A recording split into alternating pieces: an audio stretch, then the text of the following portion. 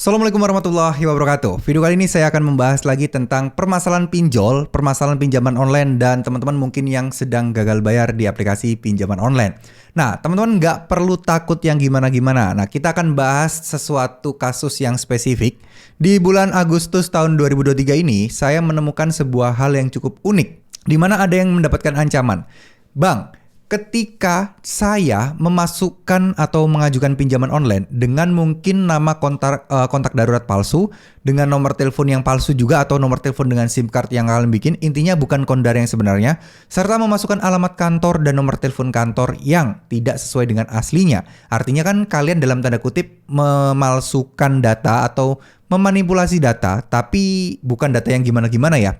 DC kemudian mengancam saya untuk dilaporkan ke polisi dengan pasal 378 KUHP. Nah, apa itu pasal 378 KUHP dan bisa nggak hal ini dijadikan atau dijeratkan kepada kita semua? Yuk kita akan bahas di video kali ini. Oke, jadi gini ya teman-teman ya.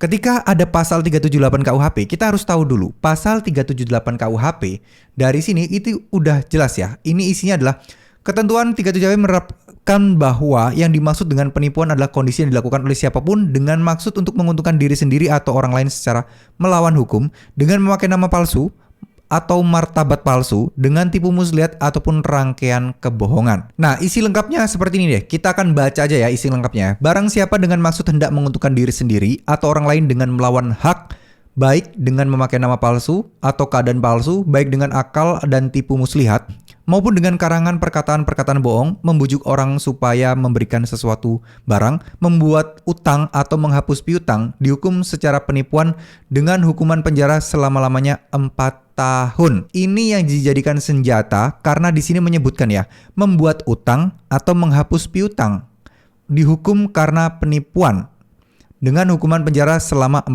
tahun. Nah ya, ini ada sesuatu yang cukup menarik nih. Dan orang-orang kalau ada kata-kata utang dan menghapus piutang, ini menjadi sesuatu yang bisa dibilang cukup menakutkan bagi nasabah pinjol. Ketika teman-teman membuat hal-hal yang palsu, memang itu tidak disarankan dan memang tidak diperbolehkan. Mending isi aja form apa adanya, biar kalian tidak diancam-ancam hal kayak gini. Nah bang, kalau sudah terlanjur gimana? Waktu itu saya nggak tahu, saya asal aja. Saya nggak sengaja waktu itu bang. Apakah saya bisa dijerat dengan pasal 378? Jujur, kalau menurut saya pribadi, ini tidak bisa. Ini bukan yang namanya tipu muslihat atau akal-akalan. Harusnya pihak pinjol kan ketika kalian isi itu, dia cross check ulang toh. Dia harusnya menelpon kontak darurat kalian dulu. Dia menelpon cross check kantor kalian, alamat kalian. Harusnya ini sudah bebas dan lolos saat verifikasi ya. Kecuali memang tidak ada verifikasi, ada perjanjian yang langsung, uangnya langsung dibagikan, terus kemudian orangnya habis itu ngilang begitu aja. Ini menjadi sesuatu yang beda ya. Ini kan segala transaksi online.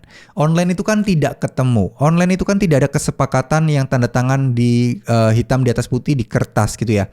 Yang mana kan online harus kedua pihak harus bisa ngecek. Sama halnya dengan si pinjol. Kalau memang nasabah tidak bayar, OJK pun bilang ya itu adalah resiko si pinjol, resiko perusahaannya. Nggak bisa ngeluh dan nggak bisa harus kayak gimana-gimana. Gitu ya teman-teman ya. Jadi OJK pun ada di surat perjanjiannya dengan si pinjol ini bahwa memang harus siap menanggung resiko jika memang ada nasabah yang tidak bayar. Dan si pinjol menyetujuinya. Kalau si pinjol sudah menyetujuinya, maka otomatis gimana ya? Ya, dia sudah sepakat dengan konsekuensi yang ada. Nah, kalau ngomong-ngomong soal masalah kayak gini, harus ada informasi dan pasal-pasal lanjutannya, teman-teman. Nggak bisa digenapkan seperti ini ya.